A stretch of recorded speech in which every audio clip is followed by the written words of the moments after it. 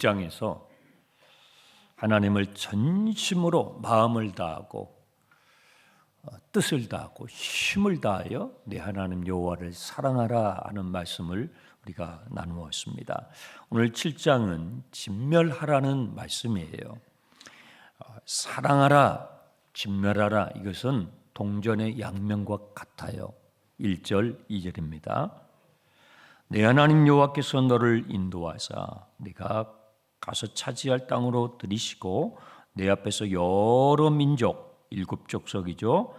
너보다 많고 힘이 센 7족속을 쫓아내실 때에 내 하나님 여호와께서 그들을 너에게 넘겨 너에게 치게 하시리니 그들을 진멸하라고 말씀하셔요. 사랑과 진멸은요, 동전의 양면이에요.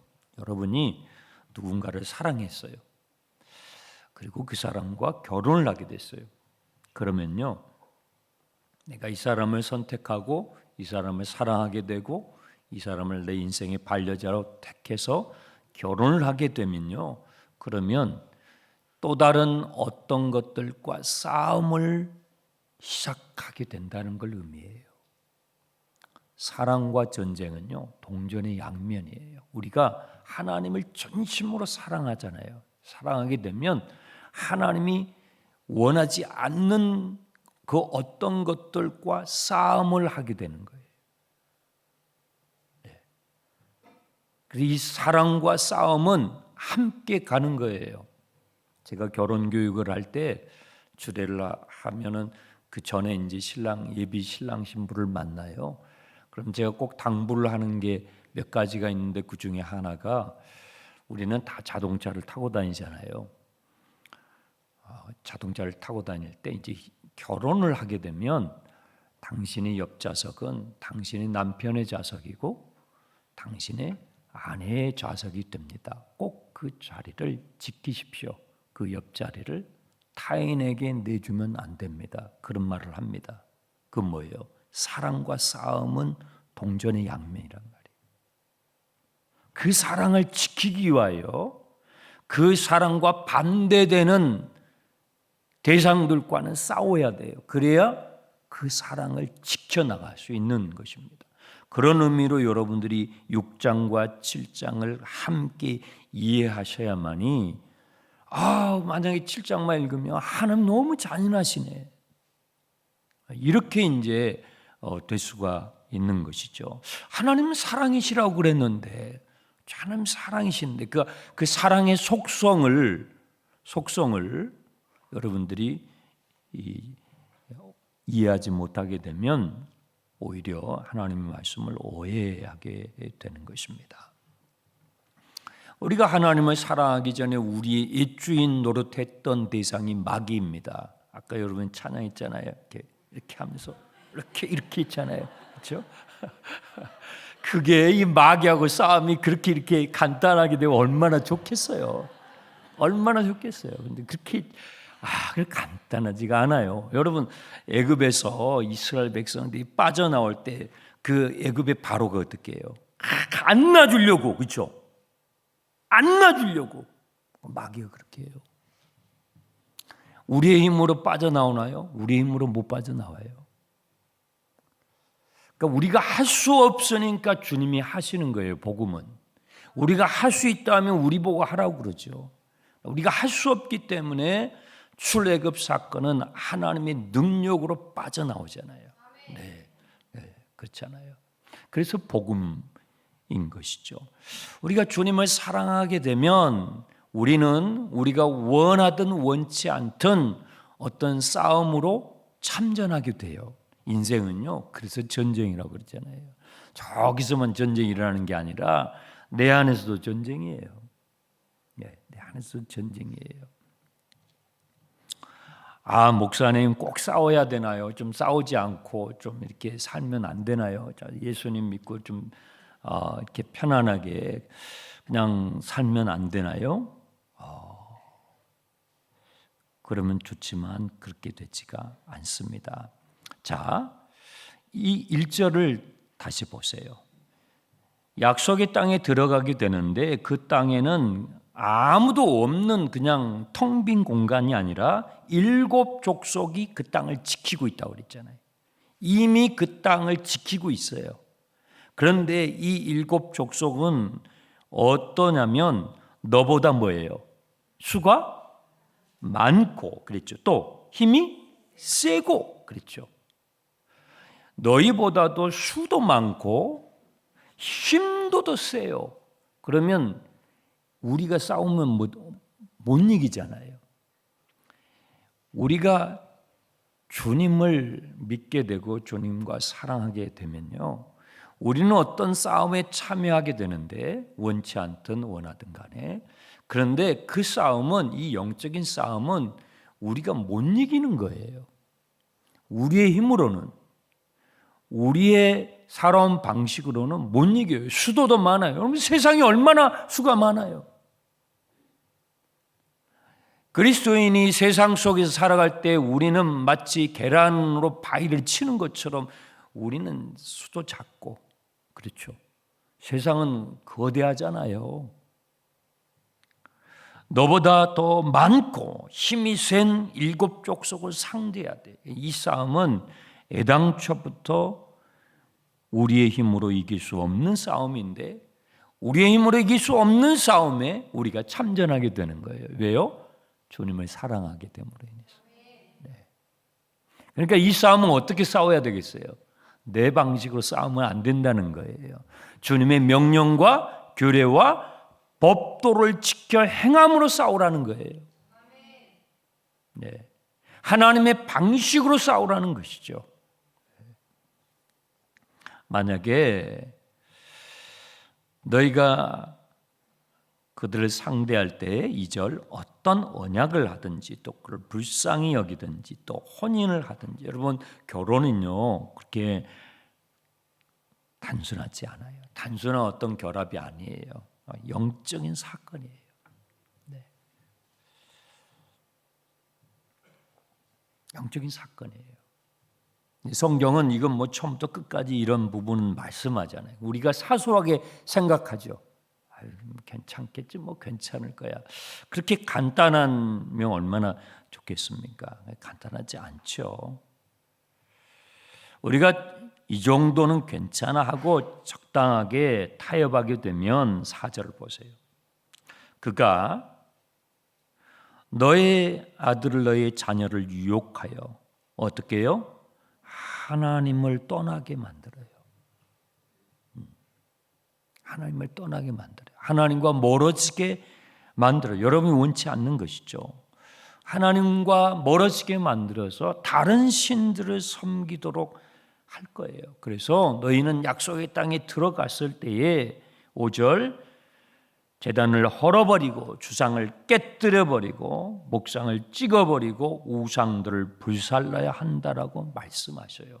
왜요? 6절 너희는 주님이 택하신 성민이기 때문에, 구별된, 하나님께서 거룩하게 구별된 하나님의 백성이 되었기 때문에, 또 이런 표현을 써요. 성민이기 때문에 만민 중에서, 지상에 있는 모든 만민 중에서 너를 하나님의 자기의 기업의 백성으로 택해 주셨기 때문에, 이 자기 기업의 백성으로 택하셨다는 이 표현이 무슨 어디 회사에 무슨 이런 그런 기업이 아니에요. 이 성경에서 기업이라고 했을 때 이 표현이 세굴라라는 아주 독특한 히브리어예요.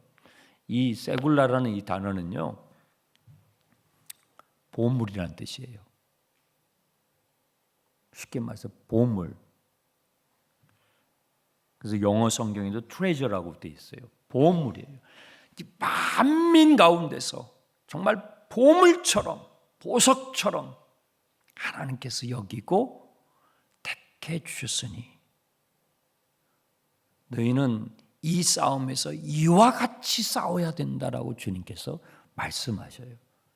하나님께서 이스라엘 백성들을 그렇게 보물처럼 택하셨는데 이유가 있을 거 아니에요. 왜 날 사랑하나? 아까 찬양했죠.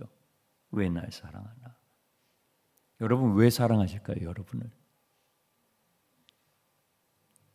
우리 장충단 형제자매님들은 다 신사숙녀 멋지고 다 이쁘고 참 그래서 주님이 택하셨을까요? 왜 날 사랑하나? 왜 이스라엘 사랑스럽지가 않아요. 그렇죠? 하는 짓을 보면 막 문제만 일으키고 그렇죠? 네. 뭐 성경을 봐도 야곱의 후손들인데 야곱부터 보세요. 그냥 사랑스럽지 않아요. 그 자녀들도 그렇고. 근데 왜 하나님께서 택하셨냐고요? 7절 보세요. 여호와께서 너희를 기뻐하시고 너희를 택하심은 너희가 다른 민족보다 수요가 많기 때문이 아니요. 이스라엘 하나님이 보물처럼 택하신 것은 다른 민족보다 우리 한민족보다 저 다른 민족들보다 수가 많고 힘이 세고 정말 똑똑하고 정말 잘생기고 멋지고 사랑스러워서가 아니고 오히려 뭐예요? 오히려 모든 민족 중에서 뭐예요? 가장 작기 때문이다.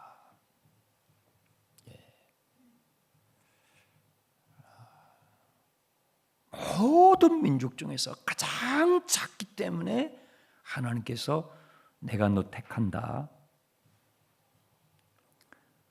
하나님께서 왜 저와 여러분을 먼저 택하셨을까요? 아직도 복음을 듣지 못하고 아직도 예수를 영접하지 못한 분들이 이 서울 시내 안에도 많잖아요. 그런데 왜 여러분들 먼저 이렇게 택하셔가지고 찬양도 부르게 해주시고 이렇게 함께 예배할 수 있도록 여러분 이렇게 택하셨을까요? 생각해 보셨어요? 왜 나를 목회자로, 왜 나를 장로로, 권사로, 집사로, 왜 나를 먼저 불러주셨을까요? 왜요? 여러분이 힘이 세고 능력이 있고 대단하고 그러세요?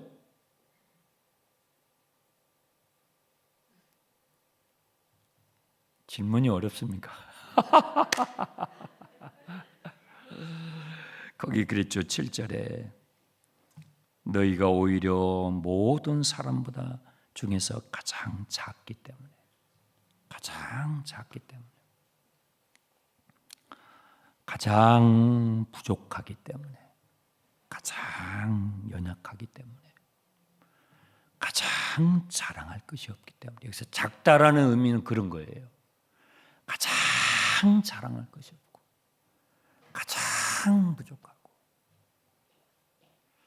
저를 우리 교회 담임 목사로 이렇게 세워주신 이유는 왜일까요? 능력이 있고 실력이 있고 뭐가 있고 내세울 게 있고 그럴까요? 아니에요.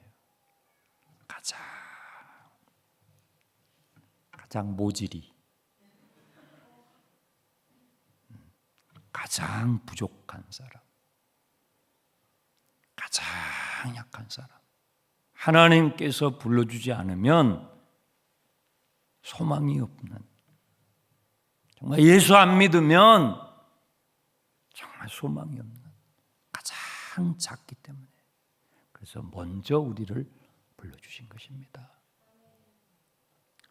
아멘 합시다. 기분 나빠도 아멘 해야 돼요. 사실이니까.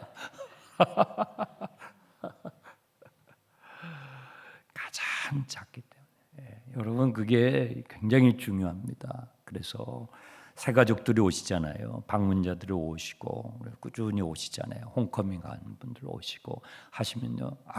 목에 힘주면 안 돼요. 내가 먼저 왔어. 이러면 안 돼요. 여러분이 가장 더 작기 때문에 먼저 불러주셨어요. 반대로 되면 안 돼요. 반대로 되면 교회가 되지 않는 거예요. 내가 당신보다 더 작은 자이기 때문에 내가 당신보다 더 부족한 자이기 때문에 주님께서 나를 먼저 불러주셨을 뿐입니다. 라는 그런 자세로 그런 마음으로 대해야 교회가 되는 거예요. 교회는 그런 것이에요. 이스라엘이 뭐 내세울 게 있어가지고 아니에요. 지상에 있는 모든 민족 중에서 가장 볼품이 없고 지금도 볼품이 없어요. 볼품이 없고 가장 작기 때문에 사랑하셨다라고 말씀하잖아요. 8절. 다만 너희를 사랑하셨다. 사랑스러워서 아니에요. 사랑스럽지 않는데 사랑하셨다는 것입니다. 또 너희의 조상들에게 하신 맹세를 지키려고 아브라함과 이삭과 야곱에게 하나님께서 아브라함을 부르실 때 약속하신 게 있잖아요. 내가 지시하는 곳에 네가 가면 내 말에 순종하면 내가 너를 복의 근원이 되게 해줄게. 너로 말미암아 많은 민족이 복을 받도록 내가 너를 축복할 거야. 주님 말씀했잖아요. 그 언약, 그 약속을 주님께서 신실하게 지키시기 위하여 자격이 없지만 제일 볼품없지만 하나님께서 사랑하셔서 부르셨다는 것입니다. 9절 그런즉 너는 알라. 이걸 알아가야 돼요. 너는 알라. 오직 너희 하나님 여호와는 하나님이시요 신실한 하나님이신 것을. 하나님은 신실하십니다. 내가 너희 조상들에게 약속한 그대로 그 약속을 지키기 위하여 아무 자격 없는 너희들을 사랑하고 그 언약을 지키는 신실한 하나님인 것을 너희들에게 알게 하기 위해서 주님께서 부르셨다라고 택하셨다라고 말씀하시는 것입니다. 그래서 11절 그런즉 너는 오늘 내가 너에게 명하는 명령과 규례와 법도를 지켜 행하라. 이 싸움을 할 때 예전에 너희의 방식이 아니라 예전에 그리스도 밖에 있었을 때 우리 옛사람의 방식으로 싸우면 못 이기는 거예요. 우리의 경험과 우리의 지식으로 경험으로 그걸로 이 싸움은 못 이기는 거예요. 주님의 명령과 규례와 법도를 따라서 싸워야 이길 수 있는 것입니다. 그래서 성경이 읽는 거예요. 네, 그래서 성경을 읽으라고 하는 것입니다.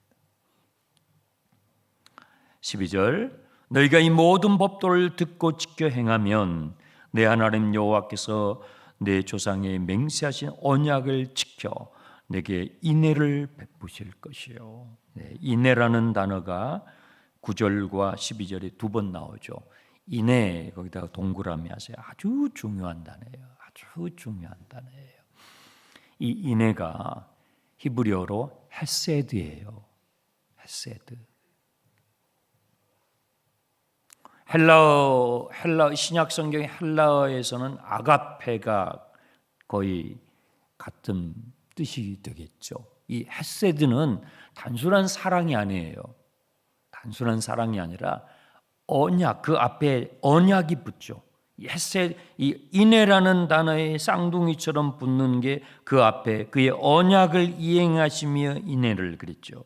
또 12절에도 맹세하신 언약을 지켜 너에게 인애를, 그러니까 언약과 인애가 쌍둥이처럼 같이 다니는데 이 헤세드, 인애라고 번역된 이 헤세드의 사랑은 언약에 신실하신 하나님의 사랑을 말하는 거예요.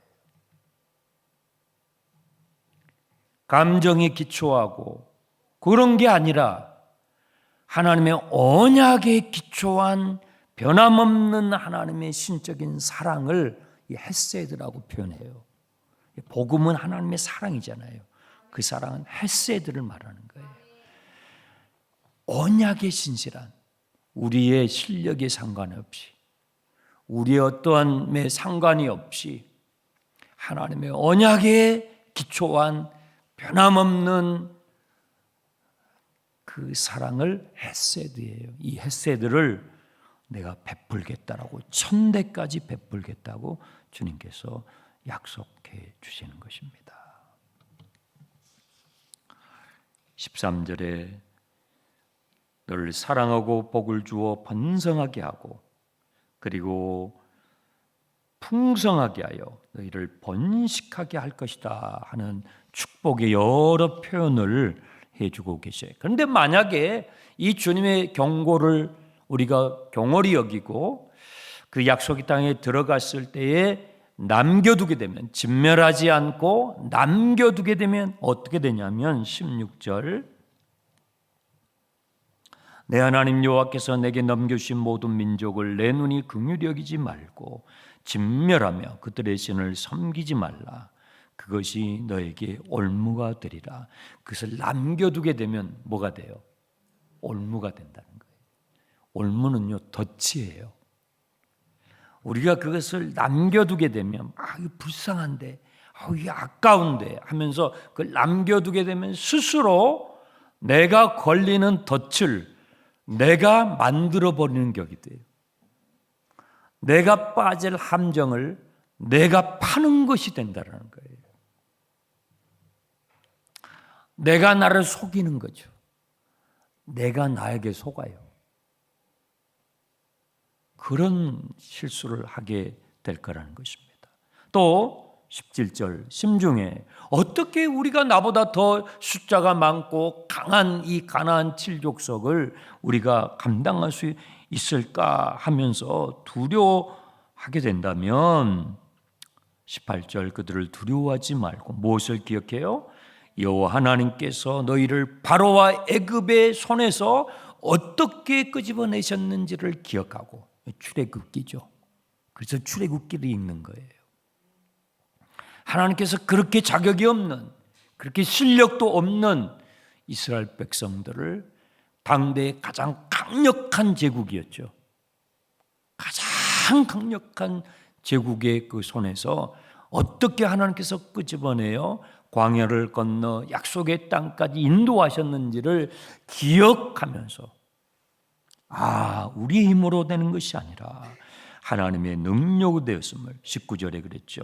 내 하나님 여호와께서 너를 인도해 내실 때에 너희가 보았던 큰 시험과 이적과 기사와 강한 손과 편팔로 하셨음을 기억하라. 두려움이 몰려올 때 성경을 해독하세요. 하나님께서 우리의 삶에 행하셨던 것을 기억할 때 두려움이 사라집니다. 두려움이 오고 불안하고 염려가 막 엄습할 때 성경을, 하나님의 말씀을, 우리를 어떻게 주님이 인도하셨는가를 확인하면서 읽으세요. 그러면 내 마음의 염려와 불안감이 사라지게 되는 것입니다.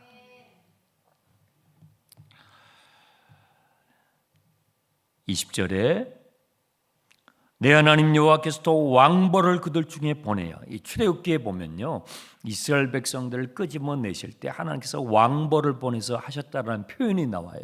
그러니까 이 왕벌이라는 것은 왱왱왱이 날아다니는 그런 어떤 벌이 아니라 우리의 방식이 아닌 하나님의 초자연적인 어떤 개입과 방법을 표현하는 단어예요. 이 왕벌이에요. 상징적인 표현이죠.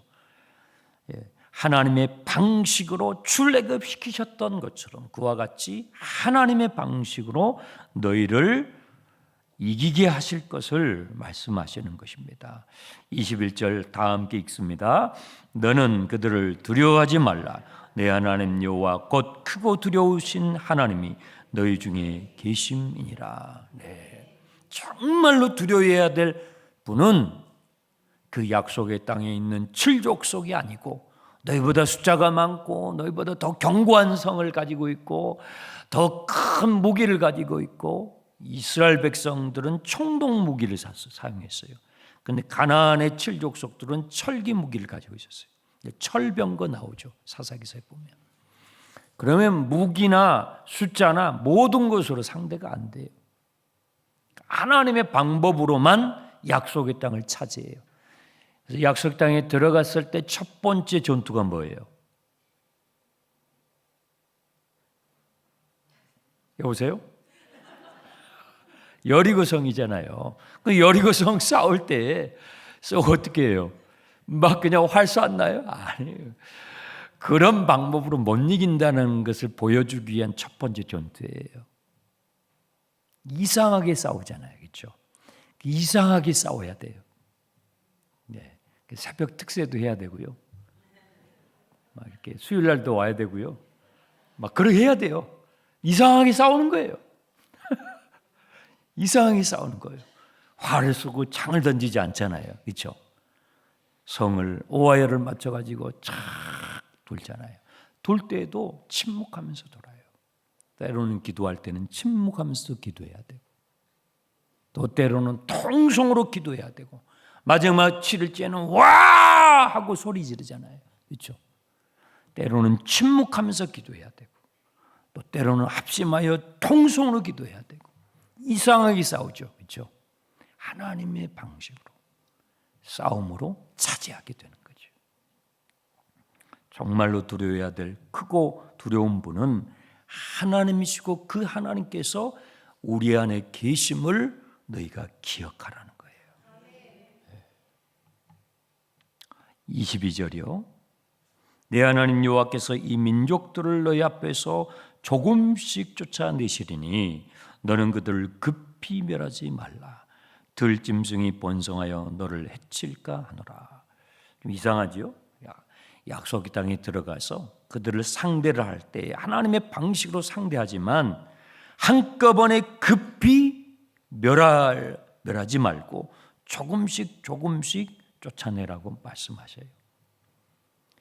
예수 그리스도를 믿고 나서 그리스도 안에 들어온 우리들이 영적인 싸움, 내면에 많은 싸움들을 싸울 때에 그것을 신학적인 용어로 성결이라고 그래요. 성결. 우리가 거룩해져 가는 과정은요, 단번에 단칼로 되지 않아요. 한 번 집회해 가지고 은혜를 진하게 딱 받았어요. 그걸로 되는 게 아니에요. 그거 한 번으로 되는 게 아니고, 그거 한 번으로 되면 얼마나 좋아요. 평생토록. 우리 성화의 과정은, 거룩해져 가는 이 성결의 과정은요, 평생토록. 그래서 조금씩 주님을 의지하고 주님을 의존해 가는 법을 배워가는 것입니다. 그러면 23절, 내 하나님 여호와께서 그들을 내게 넘기시고 그들을 크게 혼란케 하여 마침내 진멸하시리라. 누가요? 하나님께서 마침내 이 싸움을 끝내신다. 이 싸움은 주님이 시작하신 것이기 때문에 주님이 끝내시는 거예요. 우리가 못 끝내요. 주님이 끝내셔요. 그런데 주님이 끝내실 때에 마치 우리가 끝내는 것처럼 끝내셔요. 24절, 그들의 왕들을 너희들의 손에 넘기리니 너는 그들의 이름을 천하에서 제하여 버리라. 너를 당할 자가 없이 너가 마침내 그들을 진멸하리라. 그렇죠. 23절에는 내 하나님 여호와께서 마침내 진멸하신다고 그랬는데 24절에는 너가 마침내 그들을 진멸한다 그랬죠. 하나님께서 이기게 하시는데 꼭 내가 이기는 것처럼 이기게 해주셔요. 그게 감사하죠. 예수의 이름으로 다 명하잖아요. 그럼 마귀가 떠나갑니다. 꼭 내가 이기는 것 같잖아요. 그죠? 아니, 주님이 다 해놓으셨는데, 주님이 다 해놓으신 그것인데, 꼭 마치 주님의 자녀들이 이긴 것처럼 부모는요, 그때 기쁘잖아요. 내 자녀들이 그렇게 하는 모습을 볼 때 부모는 기쁘잖아요. 하나님이 그와 같이 해주신다는 것입니다. 이때 우리가 주의해야 할 것이 있습니다. 25절, 너는 그들이 조각한 신당들을 불살르고 그것에 입힌 은이나 금을 탐내지 말며 취하지 말라. 내가 그것으로 말미암아 올무에 걸릴까노니 이는 내 하나님 여호와께 가증히 여기시는 것입니다. 26절, 너는 가증한 것을 너희 집에 들이지 말라. 너도 그것과 같이 뭐예요? 진멸당할까노라. 네. 왜 진멸해야 되냐면요.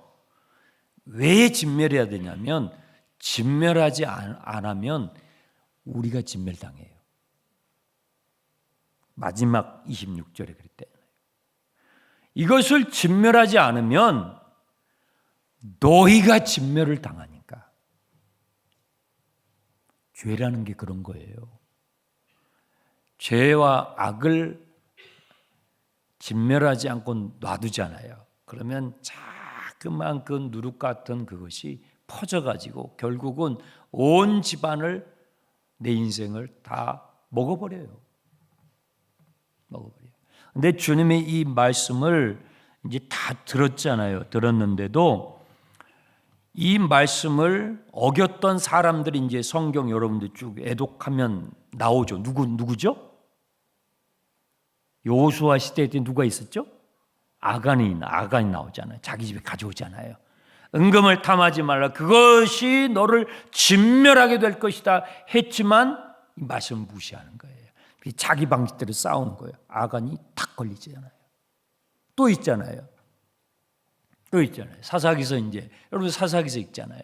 사사기에 유명한 사람이죠. 이 말씀에 걸렸죠. 누구예요?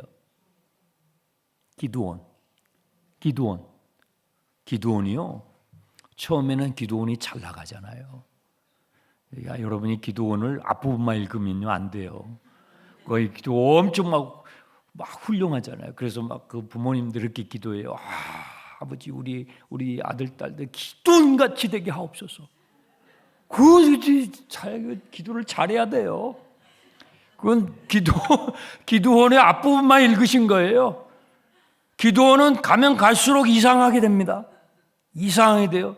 그 기도원 아주 비참하게 끝납니다. 그래서 성경을 읽으셔야 되는 거예요. 성경을 엉뚱하게 읽으면 기도를 엉뚱하게 해요. 그래서 자기가 그렇게 기도해놓고 내 자식이 기도원같이 되고 있어요. 몰라요. 내가 그렇게 기도했는데. 기도원은요, 처음에는 대단한 승리를 하죠. 근데 그 다음부터는요, 몰락해요. 비참하게 몰락합니다. 이 말씀대로 몰락합니다. 이 말씀, 신명기 7장의 말씀을 어기거든요. 비참하게 됩니다, 기도원이. 여러분들이 성경을 잘못 읽고 부분적으로 읽게 되면 기도를 엉터리같이 하게 되는 거예요. 또 있잖아요. 많아요. 뭐 한두 명이겠어요. 네, 나중에 여러분들이 이제 또 열왕기 상하를 읽으실 텐데 거기에도 또 유명한 사람 또 나와요. 누구예요? 솔로몬. 솔로몬이요. 막 결혼 막 하잖아요. 그냥 다 부인이 몇 명인지도 몰라요. 이 신명기 7장의 말씀. 약속의 땅에 들어갔지만 약속의 땅을 빼앗겨버리는, 오히려 진멸당하게 되는 이 영적인 원리를 우리에게 보여주는 것입니다. 말씀을 정리할게요. 제가 여러분에게 질문합니다. 여러분은 주님을 사랑하기에 싸우는 것이 있습니까?